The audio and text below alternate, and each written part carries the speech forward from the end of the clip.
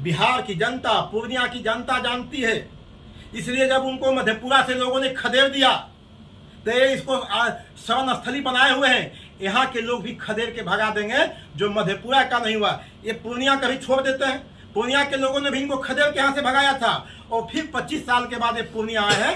पूर्णिया के लोग इनको यहाँ बर्दाश्त नहीं करेगा, इनको भगा देगा।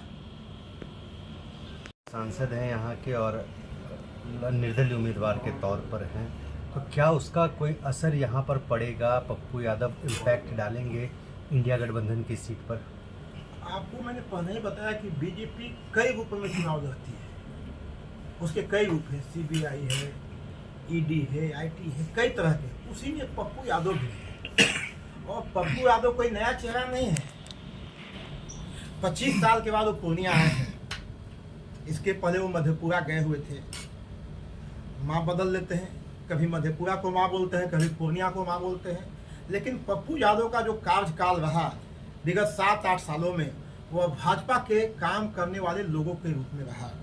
आपको याद होगा 2014 में मधेपुरा की जनता ने, लालू प्रसाद यादव जी ने उनको ताकत दे करके और दिल्ली भेजने का काम किया था।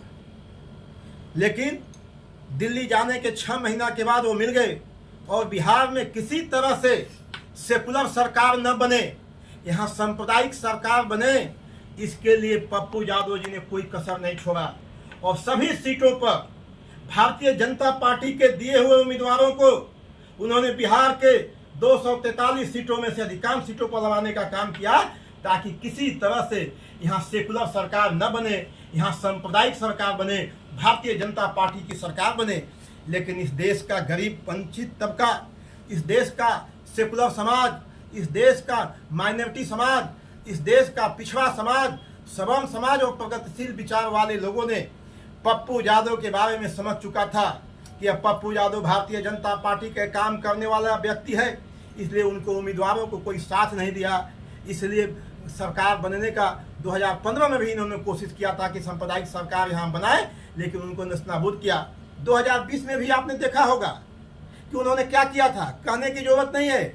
इसलिए उन्होंने इस बार फिर सोचा कि जो सीमांचल की तवीज है, भाईचारा है, वह भारतीय जनता पार्टी देख रही है कि हमारे लगातार कोशिश के बाद भी सीमांचल जो है सेकुलर बना हुआ है, यहाँ भाईचारा बना हुआ है। इसलिए पप्पू यादव के रूप में उन्होंने अपना दाव खेला है कि जाओ, और पप्पू यादव को पीठ ठोक करके उन्होंने भेजा है कि जाओ और सीमांचल के जो भाईचारा है उसको तोड़ दो, उसको नेस्तनाबूद करो। इसलिए पप्पू यादव आए हैं। लेकिन इस देश का सीमांचल के लोग, खासकर पूर्णिया के लोग जानते हैं, जब इनके बगल के मधेपुरा के लोग ने उनको खदेड़ दिया तो पूर्णिया के लोग भी इनको रखने नहीं जा रहे हैं, क्योंकि इनके चाल को, इनके चरित्र को, इनके एजेंडा को जानते हैं। 26 तारीख जब आएगा, सब लोग भारी मतों से, चाहे वो मुस्लिम समाज हो, पिछड़ा समाज हो, ठेला चलाने वाले, रिक्शा चलाने वाले, सवर्ण समाज हो, सभी गरीब तबका हो, सब लोग इनको जानते हैं कि ये भाजपा के एजेंडे पर काम करने वाले लोग हैं। इसलिए इनके बहकावे में नहीं है और उसका कोई फैक्टर नहीं है। यहाँ सीधा एक ही है कि पूर्णिया को सेकुलर समाज चाहिए या सांप्रदायिक समाज चाहिए, भारतीय जनता पार्टी को जुमला चाहिए या तेजस्वी प्रसाद यादव जी की रोजगार परस्त नीति चाहिए। इसलिए सभी लोग जो है बीमा भारती के पक्ष में खड़ा होकर लालटेन छाप पर मुहर लगाकर 26 तारीख के भारी मतों से बीमा भारती को विजयी बनाने के लिए संकल्प ले लिया है पूर्णिया के लोगों ने। पप्पू यादव तो दावा पूरा में भी दावा कर रहे थे, पप्पू यादव तो पटना में भी दावा कर रहे थे। दावा जो भारत का नागरिक है, 18 साल से जिसको ज्यादा उम्र है, वह कोई भी व्यक्ति दावा कर सकता है। ये पप्पू यादव तो लगातार करते रहते हैं, लेकिन पप्पू यादव के चाल और चरित्र बिहार की जनता, पूर्णिया की जनता जानती है। इसलिए जब उनको मधेपुरा से लोगों ने खदेड़ दिया तो ये इसको शरण स्थली बनाए हुए हैं। यहाँ के लोग भी खदेड़ के भगा देंगे जो मधेपुरा का नहीं हुआ। ये पूर्णिया का भी छोड़ देते हैं। पूर्णिया के लोगों ने भी इनको खदेड़ के यहाँ से भगाया था और फिर 25 साल के बाद ये पूर्णिया आए हैं। पूर्णिया के लोग इनको यहाँ बर्दाश्त नहीं करेगा, इनको भगा देगा।